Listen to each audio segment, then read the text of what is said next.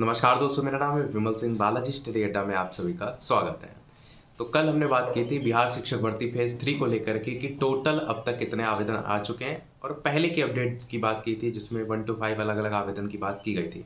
मैंने कहा भी था कल की 1-2 दिन में आपको पता चल जाएगा। तो फाइनली सारा डाटा जारी हो चुका है कि कितने कितने आवेदन अलग अलग जारी हुए हैं, तो उसकी भी बात करेंगे। साथ ही साथ कितना क्या कंपटीशन है सीटों के सापेक्ष, उसकी भी बात करेंगे। तो सबसे पहले हम बात करते हैं पीआरटी यानी कि प्राइमरी को लेकर के।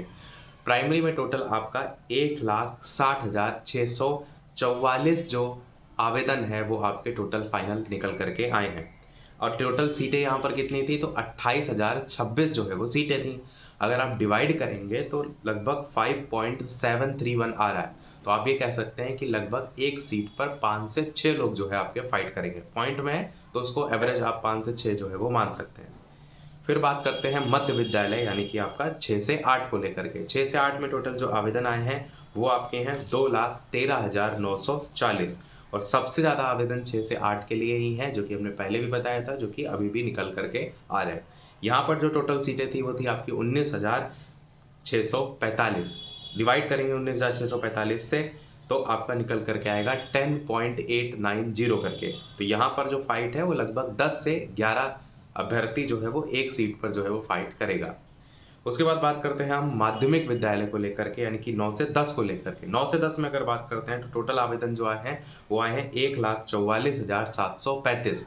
अब इसमें से जो अगर बात करते हैं टोटल 1,44,735 में से सीटें टोटल कितनी थी, तो सीटें टोटल थी आपकी 16,970। तो यहाँ पर आप कहेंगे 16,970। 16,970 से डिवाइड करेंगे तो एक सीट पर कितने कैंडिडेट आएंगे, 8.52 निकल करके आएगा। तो वही लगभग 8 से 9 कैंडिडेट आपको देखने को मिलेंगे एक सीट पर।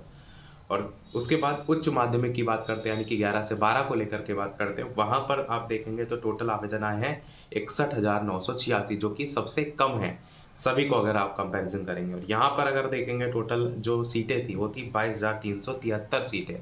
तो 61,986 को 22,373 से डिवाइड करेंगे तो निकल करके आएगा 2.77, यानी एक जो सीट है उस पर लगभग 2 से 3 कैंडिडेट वो आपको देखने को यहाँ पर मिल रहे हैं। तो यहाँ पर जो है सबसे कम आपको कंपटीशन देखने को मिल रहा है, और 6 से 8 वाले में सबसे ज़्यादा कंपटीशन देखने को मिल रहा है। और 6 से 8 वाले के बाद अगर देखेंगे तो आपका उच्च माध्यमिक 11 से 12 वाले में फिर कंपटीशन है, और उसके बाद आपका पीआरटी वाले में। तो पीआर अगर आप अरेंज करेंगे तो उस आधार पर पीआरटी आपका तीसरे नंबर पे आ रहा है, और सबसे लास्ट में सबसे कम कंपटीशन 11 से 12 वाले में है।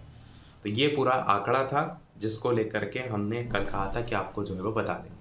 बाकी 5 से 6 जो कंपटीशन है बहुत ज़्यादा भी नहीं है अगर ठीक ठाक देखा जाए तो, क्योंकि टोटल जो सीटों के सापेक्ष है वो हम यहाँ निकाल रहे हैं। क्योंकि जैसे पीआरटी को अगर लेकर के बात करें तो वहाँ पर आपका उर्दू विषय की भी है, वहाँ पर बांग्ला विषय की है, पर यहाँ पर जो हम डिवाइड कर रहे हैं वो टोटल सीटों से डिवाइड कर रहे हैं, और किसको लेकर के, जो टोटल आपकी वैकेंसी थी। तो इसमें उर्दू, बांग्ला, सामान्य विषय, इनका जो है वो अलग अलग आप कहेंगे कंपटीशन लेवल होगा। इसी प्रकार जैसे अदर स्टेट के जो कैंडिडेट होते हैं वो तो केवल अनरिजर्व में फाइट करते हैं, तो वहाँ पर संख्या केवल अनरिजर्व के अभ्यर्थियों की संख्या की अगर बात करते हैं तो वो ज़्यादा होगी, और वहाँ पर कंपटीशन लेवल इससे भी हाई होगा। तो आप ये मत सोचिए कि टोटल सीटों के सापेक्ष ही केवल कंपटीशन देखिए।